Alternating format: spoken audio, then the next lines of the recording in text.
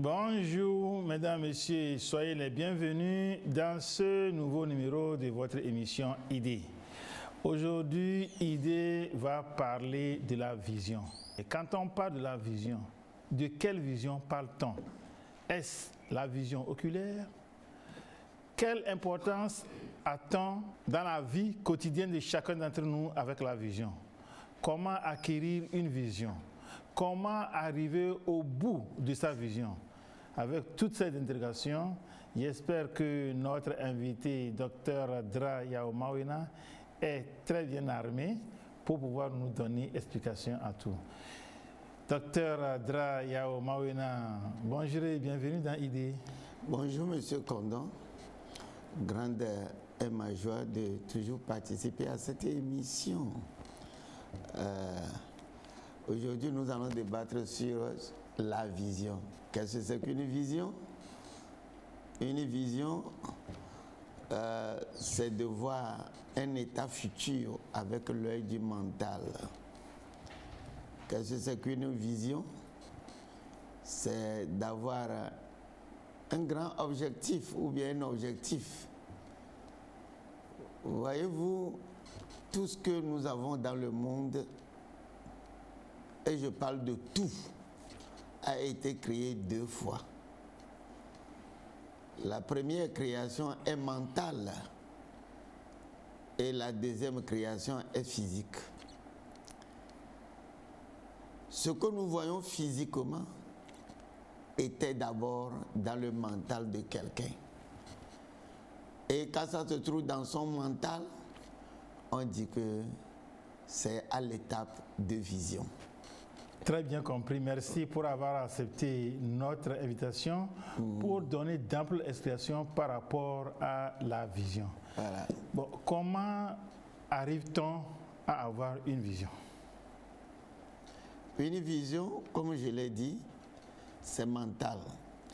Dieu a créé un individu en lui donnant un mental. Et dans le mental, nous avons trois compartiments. Le premier compartiment, c'est la mémoire. Toutes nos expériences passées, tout ce que nous connaissons, se trouve dans ce qu'on appelle la mémoire. Deuxième compartiment, c'est le raisonnement. Les idées qui viennent dans notre mental au cours d'une discussion qu'on appelle des préceptes, est raisonner toute idée, toutes sortes d'idées, toute discussion, ce que quelqu'un me dit est raisonné dans le mental. Et ce compartiment du mental qui reçoit les préceptes, les raisonne et fait sortir un concept, on l'appelle raisonnement. Et le troisième compartiment du mental, c'est l'imagination. Et tout le monde là, tout ce que je viens de citer là, concernant le mental, c'est inné, c'est un don gratuit. Avant que tu ne sois né, tu l'as, ça est dans ton berceau. Alors l'imagination, je peux être là et voir un état futur dans mon mental.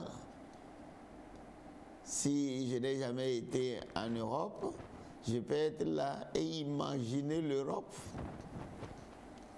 Je suis né à la ferme, je ne suis jamais venu à Lomé. Qu'est-ce que je fais? Je peux être là et imaginer Lomé. On appelle ça imagination. Aujourd'hui, à 10 ans, 15 ans, 30 ans, j'imagine mon avenir. À mon âge, je peux imaginer ma vieillesse. Comment je pourrais être quand je suis vieux. Donc, l'imagination là est la mère de la vision. Je le redis encore, l'imagination est la mère de la vision. C'est l'imagination qui fait naître la vision. Donc l'imagination est vague. Mais si dans mon imagination j'ai un focus, un point, c'est ça on va appeler vision.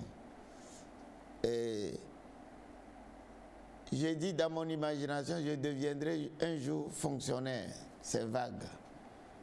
Mais dès que je dis que je serai médecin et que je me vois en blouse et que je me vois dans un hôpital avec mon bistouri en train d'opérer, là ça devient une vision. C'est bien, merci beaucoup. Et à partir de quel moment on peut commencer par avoir une vision? Est-il possible à une femme d'avoir une vision? Est-il possible également à un homme d'avoir une vision? Ou c'est réservé à un certain nombre de personnes seulement? Je reprends ma question. À partir de quel âge peut-on avoir une vision? Et est-il possible pour les deux sexes, hommes comme femmes, d'avoir une vision? L'imagination est innée. Et à tout moment, ça peut venir. L'âge, quelqu'un peut avoir une vision très tôt, à 5 ans, à 6 ans, à 10 ans, à 20 ans. Quelqu'un peut l'avoir trop tard. Alors, quel âge? Il n'y a pas d'âge précis. Très tôt, parce que quoi? L'environnement sociologique, environnemental, technologique de l'individu le force à développer une vision. Vous allez dans les lieux reculés, qui ne sont pas, les gens qui ne sont pas en ville, dans les CEG, dans les écoles primaires, les gens qui influencent les infirmiers du village, les gens qui influencent le professeur. Et vous allez voir que tous les élèves vont dire, je vais devenir professeur, je vais devenir infirmier, je vais devenir la sage-femme. C'est une vision qu'ils sont en train d'acquérir.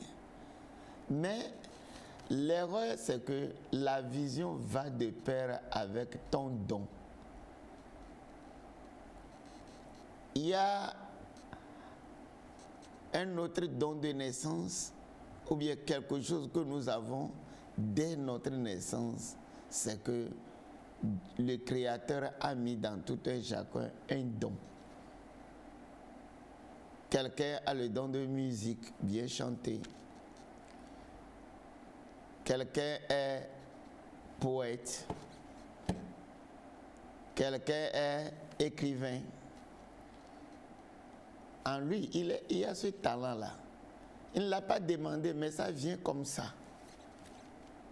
Une autre personne est footballeur. Depuis son enfance, il joue tellement bien au football. Ainsi de suite. Alors, à partir de mes dons et de mes talents, j'ajuste une vision. En d'autres termes, j'ajuste un objectif que je veux atteindre dans la vie. Merci beaucoup. Je prends un exemple vous concernant. Vous êtes un pasteur. Oui. À partir de quel moment vous avez eu cette vision d'être pasteur dans votre âge adulte? Ou bien c'est de père en fils? Moi, en réalité, quand j'étais enfant, je voulais devenir journaliste. Parce que j'aimais comment un journaliste à l'époque, Mensanyame, diffusait le football. Et un jour, je voudrais être comme lui. Et puis, j'ai développé des talents littéraires. À l'école, j'étais très bon en français. Et tout le monde disait que j'étais littéraire. J'écrivais à un âge très tôt les poèmes. Pour la petite histoire, en première année à l'université, j'ai gagné même le premier prix de la poésie. J'ai beaucoup de poèmes dans mon actif.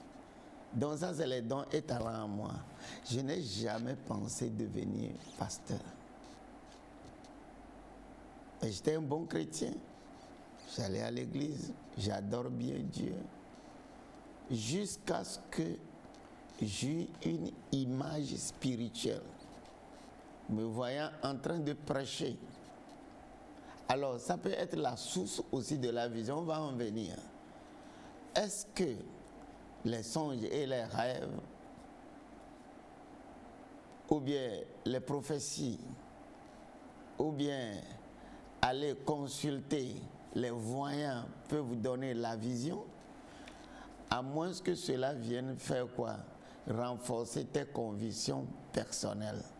Donc toutes ces choses que j'ai énumérées peuvent te donner une image. Donc en fait, dans un songe, vous avez toujours une vision, une photo, une image, une activité que vous voyez en flash. Maintenant, là, ça vous permet de ramener cela dans le mental. La vision est spirituelle, c'est ton esprit qui a un contact avec le monde spirituel. Maintenant, quel que soit le cas, que vous soyez un grand pasteur, que vous soyez un petit pasteur, que vous voulez devenir imam ou pas, quand vous voyez ça spirituellement, il faut toujours ramener cela dans le mental et se faire un objectif. Peut-être j'ai vu spirituellement que j'étais un pasteur, que je dois prêcher. Maintenant, la vision, c'est moi qui vais déterminer ça. Quel type de pasteur? Un grand évangéliste, un télé-évangéliste. Conformément à ce que je veux faire avec mon titre de pasteur, j'élabore ma vision. C'est dans le mental, je l'élabore clairement. Je dois atteindre cet objectif dans tel domaine. Alors ce que je suis en train de faire, même ça se trouve dans ma vision pastorale. Sinon je ne viendrai pas. Je suis en train d'impacter un jeune quelque part pour qu'il connaisse ses potentialités. Et pour qu'il participe à son propre développement, au développement du pays. Voilà pourquoi je le fais. Si ça n'a rien à voir avec ma vision, je ne le ferai pas. Parce qu'à un âge aussi, j'ai décidé de devenir un conférencier évangélique. Merci beaucoup. Vous avez dit que tout ce que nous voyons sur Terre dans la vie a été d'abord une idée. Oui. C'est ça. Je prends l'exemple de voitures. Oui. Une voiture Benz, une voiture Toyota. Est-ce à dire que ça aussi a été une idée, une vision avant leur réalisation?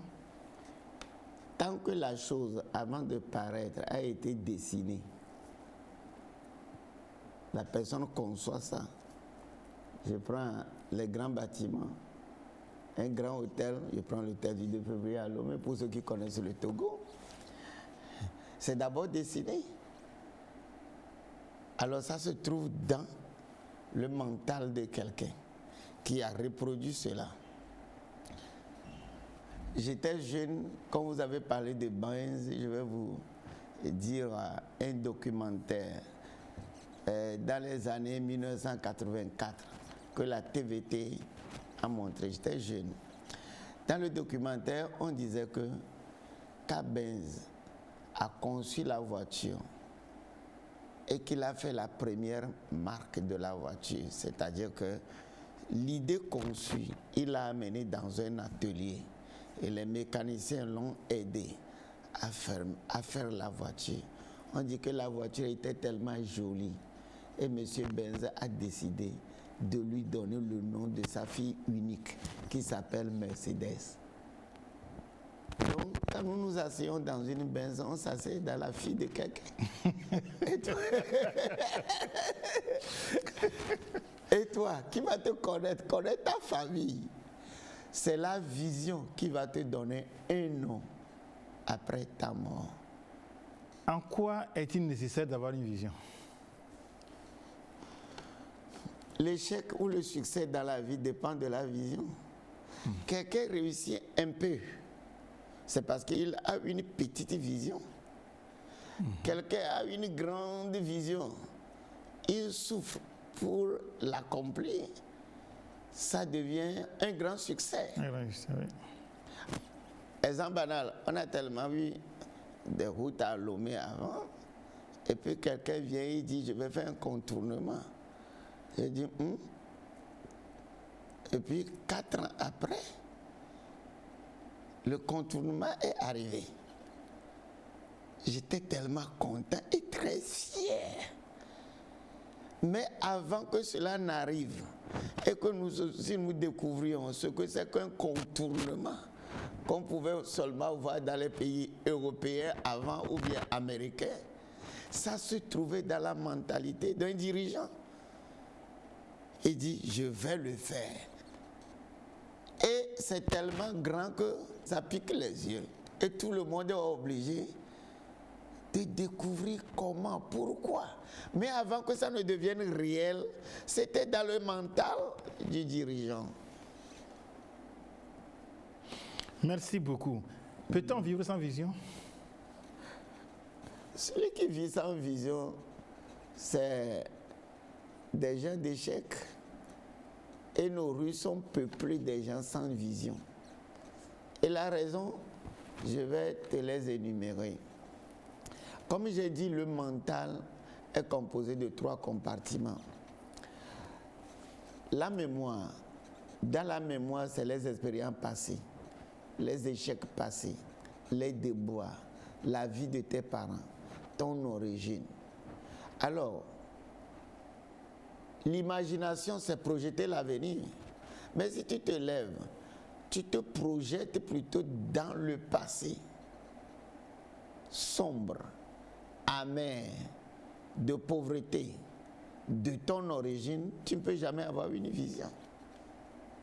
Et si tu ne fais pas attention, tu fais sortir un concept dans ton raisonnement qui dit, comme nous sommes pauvres, on demeurera pauvres. Ceci, ce n'est pas pour des gens comme nous. C'est pour les gens comme eux. Regardez un peu la maison de mon père, de ma mère, mon origine. Ces mauvais concepts, des fois, peuvent être nationaux. Par exemple, ce concept qui dit « je me contente du peu », Tony Viadji. Jusqu'à telle enseigne que voiture, petite voiture, maison, une petite maison me va, malgré que j'ai les moyens. Tout ce que je fais, ça doit être petit.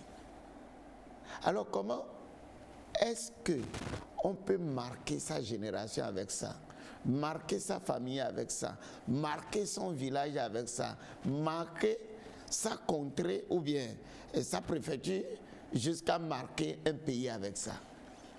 Quand ta mentalité c'est petit à petit, l'oiseau fait son nid. Là encore c'est mieux parce que quand vous avez une grande vision, il faut répartir cela en 2 petits objectifs que tu atteins. Donc dans la grande vision, vous répartissez cela en 2 petits objectifs. Et chaque fois que vous atteignez un objectif, on dit que vous avez un succès. 2e objectif, un succès. 3e objectif, un succès. Maintenant, les petits objectifs regroupés deviennent la réussite. Et quand des petits objectifs sont des grands objectifs qui sont devenus de grands succès, on dit que vous avez réussi. Oui, on dit que vous avez réussi. Vous avez donné un exemple par rapport à ceux qui veulent demeurer tels ou se réfèrent de leur environnement immédiat. Mon père et ma mère vivaient dans une case en paille. Moi aussi, je n'aurais qu'une maison en paille. Est-ce que vous ne voyez pas que très souvent, c'est les parents qui nous disent « Tu es un enfant de pauvre. Qu'est-ce que tu cherches là-bas? Reste là où tu es né et prospère de cette manière. » Je vais l'expliquer de cette manière. Il y a quelque chose que nous appelons le système de croyance. Si quelque chose dure trop dans ta mémoire, ça rentre quelque part qu'on appelle le cœur. Et dans le cœur, nous développons nos systèmes de croyance. Alors, quand la personne dit, depuis son enfance, on tape là-dessus une religion, Allah ou Jésus-Christ, ou bien les idoles. Il a tellement vu le diable faire les gens marcher dans le feu depuis son enfance. Vous lui amenez le christianisme, il ne croit pas. Vous lui amenez l'islam, il ne croit pas, parce qu'il a vu faire jusqu'à ce que l'animisme est rentré où? Dans son système de croyance, qui est dans le cœur. Et ce n'est pas ce cœur physique-là. C'est un compartiment du mental aussi qu'on appelle quoi? Cœur. La personne ne peut pas démontrer la chose, mais si tu veux le forcer, il est capable de te tuer même. C'est en quoi il croit. Voilà pourquoi c'est difficile, par exemple, en Afrique, d'évangéliser. Voilà pourquoi, par exemple, c'est difficile de changer la mentalité des gens en Afrique. Alors, le modernisme vient. Quand la chose reste ou bien rentre dans votre système de croyance, c'est difficile à enlever. Alors, le grand problème d'un individu, c'est d'arriver à changer son système de croyance, si vous voulez qu'il change. Si la personne accepte son passé plus que son avenir, et que le passé se trouve dans son système de croyance, tu ne peux pas l'enlever.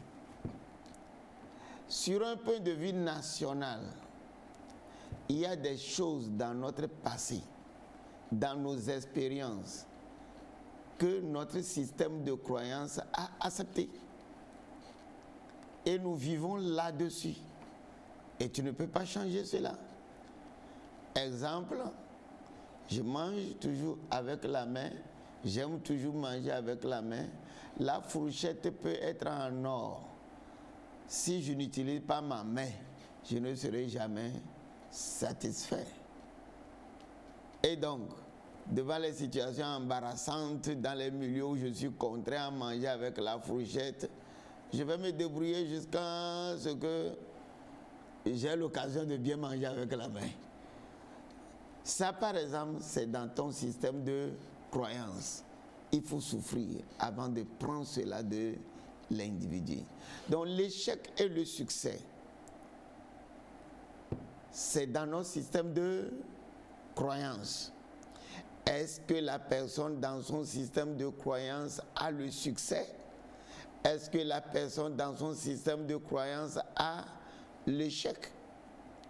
Des fois, le mental peut te dire, tu peux réussir. Mais le système de croyance, il dit, nous sommes des misérables, donc n'est pas de vision. Celui-ci a une vision, il a échoué. L'autre a une vision, il a échoué. L'autre est mort avant son temps. Toi aussi, n'aie pas de vision.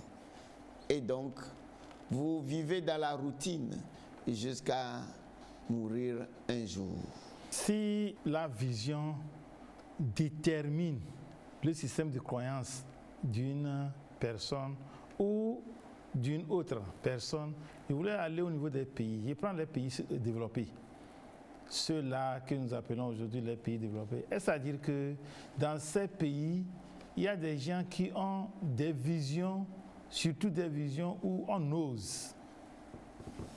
Oui, dans les pays développés, vous avez des gens qui ont de grandes visions qu'ils ont mis en application.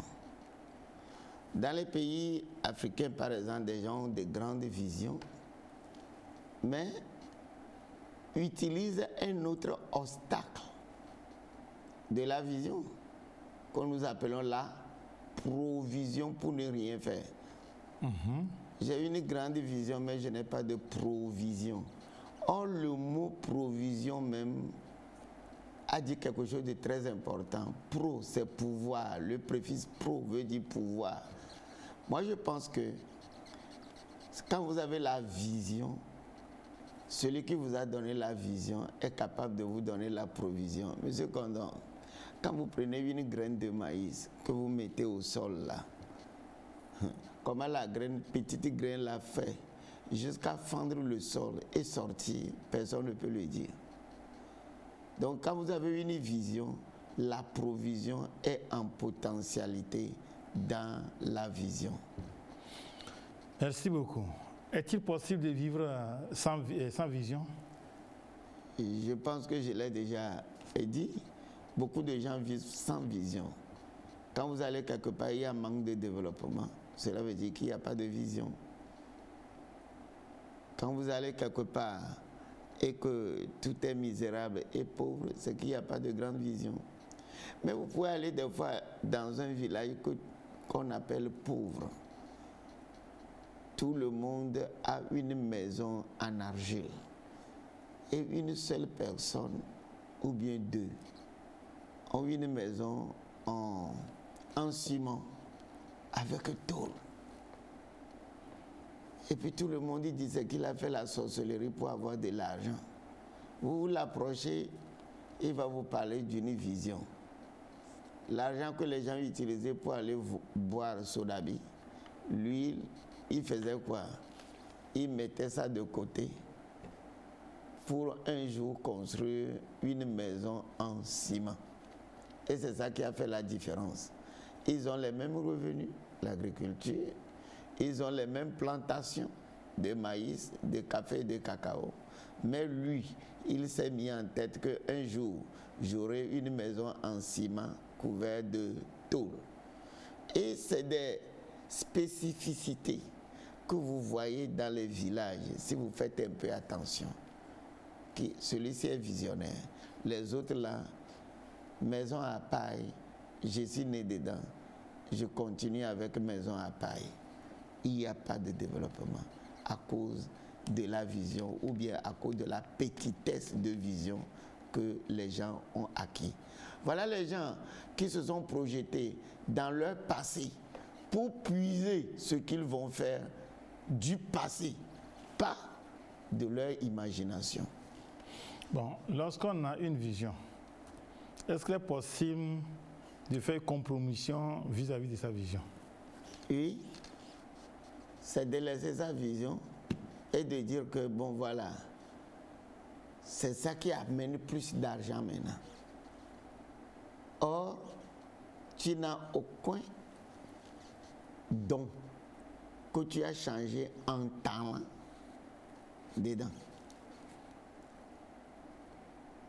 Alors, nous avons un symbole footballistique au Togo, Adebayor,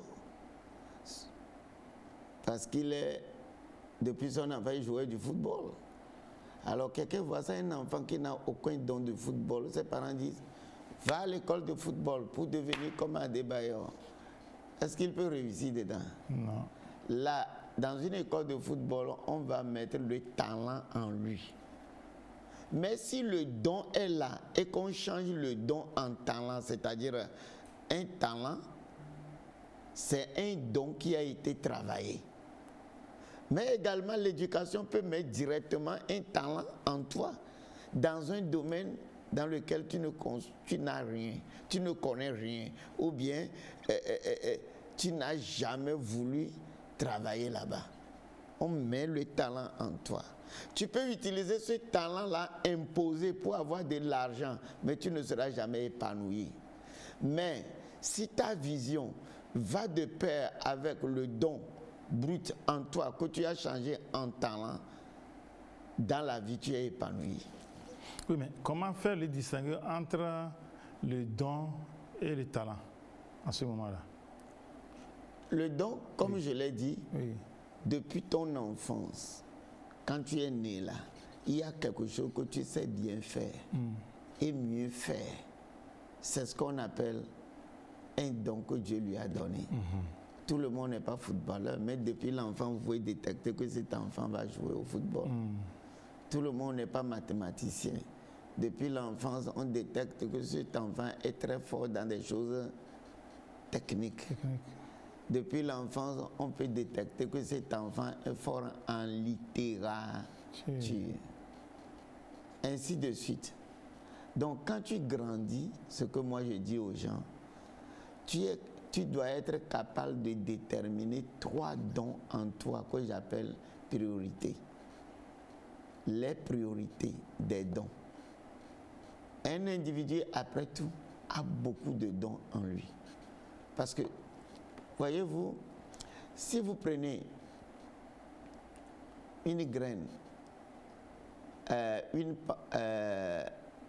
pamplemousse, si vous prenez une pamplemousse, vous pouvez compter le nombre de graines dans la pamplemousse. Mais si vous prenez une graine de pamplemousse, vous ne pouvez jamais compter le nombre de pamplemousses qu'il peut donner. Ou bien, vous ne pouvez jamais compter le nombre de pamplemousses qu'elle peut donner. Alors pensez-y. Vous êtes cette graine-là. Et en vous, il y a beaucoup de pamplemousses. Un individu a beaucoup de dons en lui. Mais définitivement, tu ne peux pas exercer tous tes dons avant de mourir. Alors, à la rigueur, prends les 3 premiers dons. Et maintenant, des 3 premiers dons, tu essaies de fixer une vision par rapport aux 3 premiers dons. Et là où tu es beaucoup plus aiguisé, ça devient la priorité des priorités. Les 3 premiers dons sont prioritaires. Mais la priorité des priorités, c'est ce que tu aimes mieux faire, c'est ce que tu veux mieux faire, ainsi de suite. Alors, je consultais quelqu'un qui veut devenir, ou bien quelqu'une qui veut devenir juriste. Et comme deuxième don, elle a choisi la couture. Donc, après son master dans les sciences juridiques, il a entamé aussi la couture. Parce qu'il faisait quoi? Il chômait. Est-ce que vous voyez? C'est une femme, bien c'est un homme. Je vais reprendre. Je consultais quelqu'une qui, en plus de ses dons et talents dans la juridiction, a décidé faire ce que aussi elle aime faire, c'est-à-dire la couture. Une modéliste. Elle faisait ça parallèlement. Et un moment était arrivé, elle a trouvé un emploi dans le système juridique. Elle est partie pour l'emploi et puis elle me dit, pasteur, mon cœur n'est pas là-bas. Je préfère continuer avec la couture. Et aujourd'hui, si on compte les couturières, elle est une des meilleures. Elle fait tellement bien et puis elle avance dedans. Elle crée des modes, ainsi de suite, avec une maîtrise en droit. Alors, comment perçoit-on alors une vision? Une vision? Personne ne peut t'imposer une vision. C'est toi qui détermines ta vision à partir des dons et des talents que tu as comme potentialité. Et je dis, les dons et les talents en toi sont tellement nombreux. Il faut choisir au minimum 3. Et des 3, une priorité des priorités. Si ça ne marche pas, le deuxième. Si ça ne marche pas, le troisième. Finalement, un va marcher. Bon, et pasteur, est-ce que vous ne pensez pas que cette émission que nous sommes en train de faire s'adresse seulement aux intellectuels qui savent ce qu'on appelle vision, qui savent ce qu'on appelle imagination, qui savent ce qu'on appelle talent, et nos parents qui n'ont pas été à l'école? Comment font-ils pour détecter leur vision? Vous voyez des parents qui disent depuis son enfance que moi, j'ai refusé d'aller à l'école pour apprendre à forger les outils. Et aujourd'hui, ils ont réussi leur vie parce qu'ils sont de bons forgerons. Vous allez dans les villages, des parents décident que moi, je vais faire que café, cacao. Et il est très riche dans la culture de café, cacao. Et comment est-ce que vous pouvez l'expliquer? Au même moment, des gens aussi font café, cacao, ne réussissent pas. Mais c'est une histoire de vision. Où que tu sois, et quel que ce que tu fais, et quel que soit ce que tu fais, comprends que c'est une histoire de vision. si je fais 2 hectares de café cacao ou bien de cacao, je peux supporter ma femme et mes enfants, payer l'école de 2 ou 3 enfants. Donc c'est ça qui est déterminé, les 2 hectares que je fais. Mais je dis, je vais faire cacao et je vais devenir premier producteur de cacao de ma région. Alors j'écris le projet. Ce projet-là que j'écris devient une vision. Ça veut dire que je dois aller chercher des métayers. J'ai des négociations à faire avec le métayer. Si je n'ai pas l'argent liquide, la provision par exemple, je peux trouver ça en utilisant une formule de Carnegie. Je vais venir là-dessus. Un enfant. Alors, je peux dire à quelqu'un, voilà comment on va faire.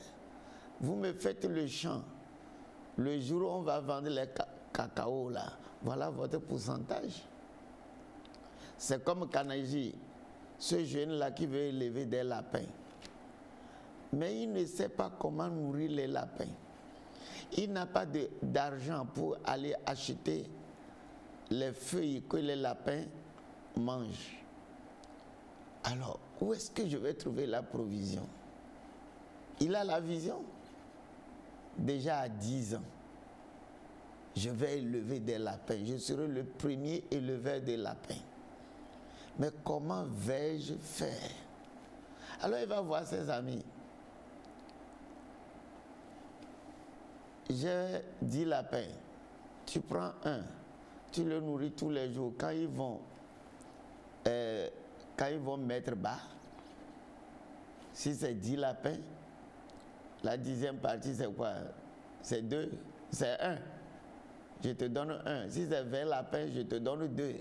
Ça a intéressé ses amis. Et chaque fois que les lapins mettent bas, qu'est-ce qu'ils faisaient? Ils leur donnaient leur pourcentage. Donc il a fait l'élevage de lapins sans payer personne avec 0 francs.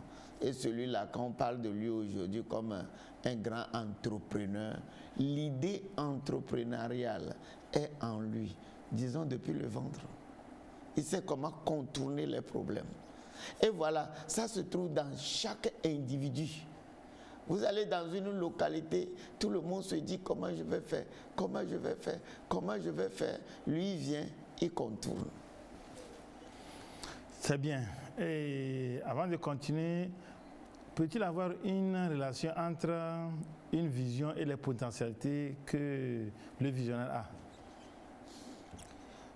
Le mot les potentialités et potentiel, je vais mettre différence dedans parce que ça trompe beaucoup les gens.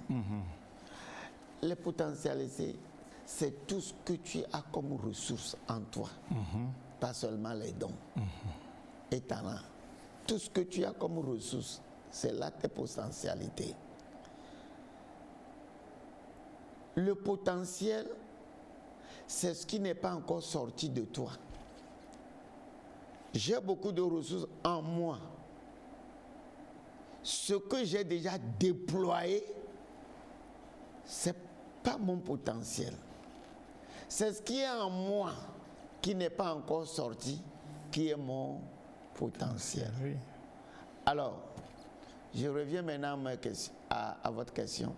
Ce que je veux faire là, la vision que je me suis fixée là, quelles sont les potentialités en moi? Potentialité intellectuelle, potentialité aux aides de destin, c'est-à-dire les ressources humaines qui m'entourent, les gens de qui je dois apprendre, les partenaires qui doivent m'aider, les gens que moi aussi je vais aider. Toutes ces choses-là rentrent dans tes potentialités. La provision que j'ai, ça rentre dans tes potentialités. Maintenant, si tu as 2, 3, 4, 5, 10 visions, tout ça là, c'est dans tes potentialités. Tu essaies de faire la première vision, tu as réussi. Tu fais la deuxième vision, tu as réussi. Le reste devient ton potentiel. Donc, les potentialités, moi je le dis autrement, c'est une puissance interne qu'un individu Et toujours, à la mort d'un individu, il reste toujours du potentiel en lui. Peut-être que les maladies dont nous souffrons aujourd'hui, on n'a pas encore trouvé des médicaments là. C'est le potentiel de quelqu'un que la tombe a accueilli sans que ces médicaments ne soient pas encore sortis. Voilà. Et on continue. Mais comment se prendre pour se faire établir une vision qui pourra vous conduire à une vie de succès? Comme je l'ai dit, un visionnaire doit avoir des ingrédients. La vision est bonne, mais la vision seule ne suffit pas. Nous avons des mots comme la confiance en soi. Si vous n'avez pas la confiance en soi, tu peux débuter, mais tu n'iras nulle part. Parce que les gens vont venir te décourager. Il y a même des forces naturelles. C'est-à-dire un avion qui veut décoller rencontre d'abord quoi? Une force contraire. La force d'attraction. Dans le monde spirituel, les gens vont l'appeler la sorcellerie, qui te tire vers le bas. Mais je me dis toujours que c'est naturel de rencontrer des obstacles, de rencontrer des problèmes quand tu veux avancer. Il faut la volonté. Il faut la détermination. Et ces mots, la volonté, détermination, confiance en soi, moi je pense qu'au lieu de l'avoir dans ton mental, il faut l'acquérir dans ton système de croyance. C'est-à-dire que vous vous dites par exemple, le langage là, impossibilité, c'est pas dans mon langage. Alors vous rentrez tout de suite dans ce que j'appelle, dans ce qu'on appelle communément les valeurs américaines. En tant que spécialiste de la littérature américaine, on appelle certaines choses les valeurs américaines. L'impossibilité n'est pas un langage américain. Vous me comprenez? Alors, si vous avez ce langage qui est disparu complètement de votre bouche, ce que j'entreprends, je vais réussir. Le possible, c'est pour aujourd'hui, mais l'impossible, c'est pour demain. Donc quand je rencontre des difficultés aujourd'hui, je sais que demain je vais réussir. Ça te donne tout de suite ce qu'on appelle une forte volonté et une forte détermination. Et celui qui a ça, la confiance en soi, la volonté et la détermination, quand il entame une vision, seule la mort peut l'enlever de sa vision. Les persécutions des fois, les diffamations, les coups bas, c'est des forces contraires. Et tout individu, qui que tu sois, dans la religion, dans la politique, dans l'économie, dans les affaires, dès que tu veux décoller avec une grande vision, tu auras la force contraire. Mais la confiance en soi, la volonté, la détermination peut t'aider à surpasser cela. N'est-ce pas là les trois ingrédients aussi qui se trouvent dans le leadership? C'est pourquoi tous les grands visionnaires deviennent toujours des grands leaders. Qu'est-ce que c'est qu'après tout un leader? C'est celui-là qui a une vision. Il a la volonté, il a la détermination, il a la confiance en soi. Il sait comment communiquer sa vision. Voilà. Et comment vous pouvez expliquer le fait que deux individus, quoique ayant pratiquement chacun sa vision, l'un réussit, l'autre ne réussit pas, vous voulez expliquer en disant que celui qui ne réussit pas n'a pas fait sortir l'impossibilité dans son langage? Oui, mais il y a des gens, dès qu'ils rencontrent une difficulté, ou bien on le frappe, même des fois, les propos et des gens le font les décourager. Bon, j'aime les critiques. Tu peux apprendre des critiques pour t'améliorer. Mais quand les critiques sont mensongères, c'est changé en diffamation, c'est changé en calomnie. Tant que tu as un cœur, tu seras atteint.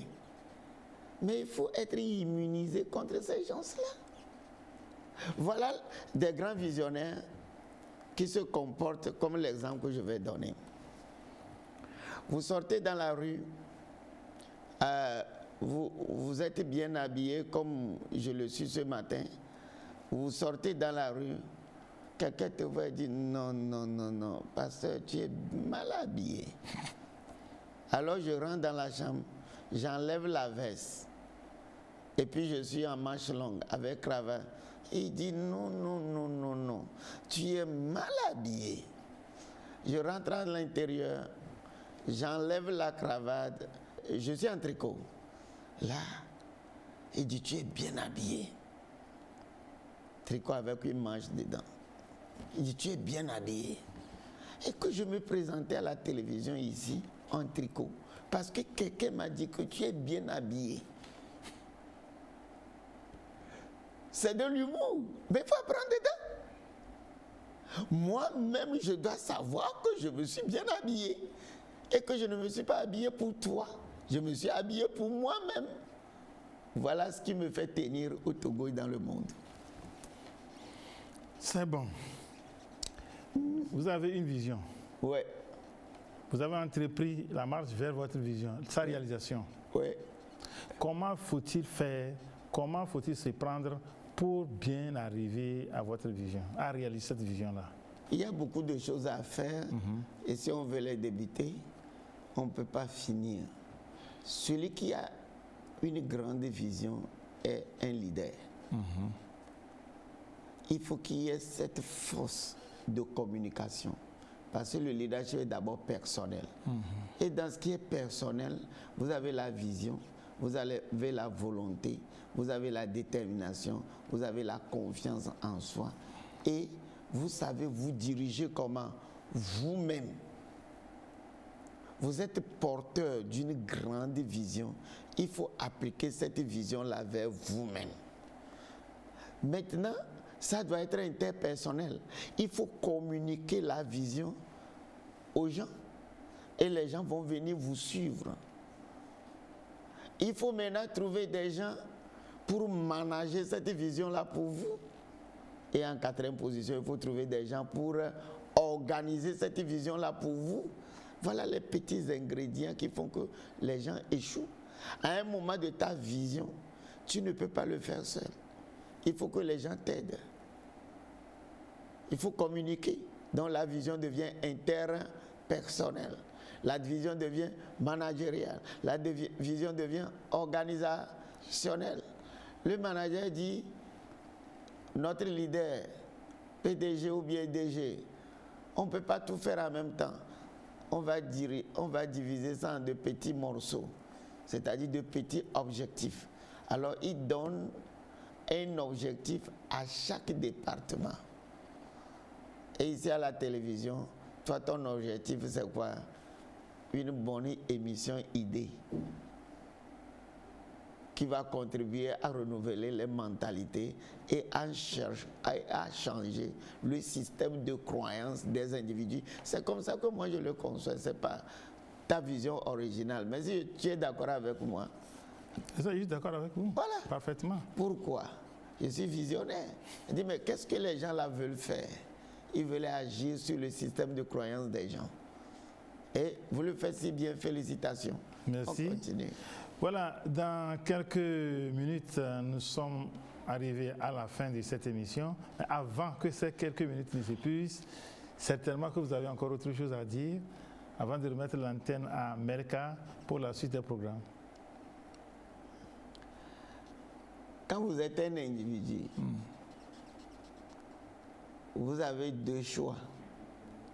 Se baser sur les expériences amères du passé et refuser l'avenir. Ou bien se projeter sur l'avenir en voyant quoi? Les potentialités, les dons, les talents que vous avez en vous. Lequel choisissez-vous?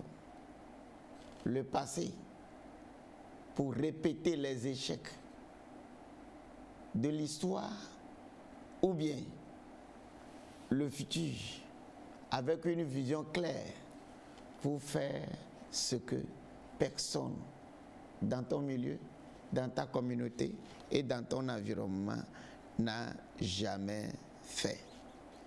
Et au-dessus de tout, je voudrais que nous ayons ceci en tête. La vision que tu as, elle est plus grande que l'histoire, parce que l'histoire est finie. La vision que tu as est plus grande que les expériences émotionnelles. L'échec dans le mariage, par exemple, ça ne veut pas dire que demain n'a plus d'avenir. Tu ne dois pas chercher. Est-ce que vous voyez? La vision que tu as est plus grande que les situations d'échec vécues. Pourquoi donc ne pas avoir la vision?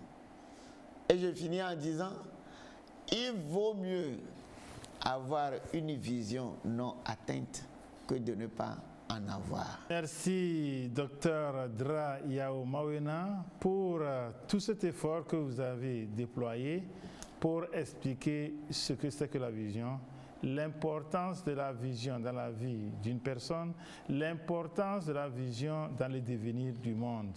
Tout ce qui me reste à vous dire, c'est dire merci. Et la prochaine fois, nous sommes là en espérant votre retour. Avant de remettre l'antenne à la régie, Mel Kakouadan, vous êtes la réalisatrice de cette émission. Merci pour votre savoir-faire. Ce savoir-faire qui nous permet d'offrir à nos chers téléspectateurs une émission par semaine. Chers caméramens, chers preneurs du son, chers monteurs et monteuses, tous les techniciens, vous qui œuvrez sans relâche pour que l'émission ID ait lieu chaque semaine, coup de chapeau à vous tous. Nous allons nous retrouver la prochaine fois, certainement avec un nouveau thème, mais d'ici là, bye bye.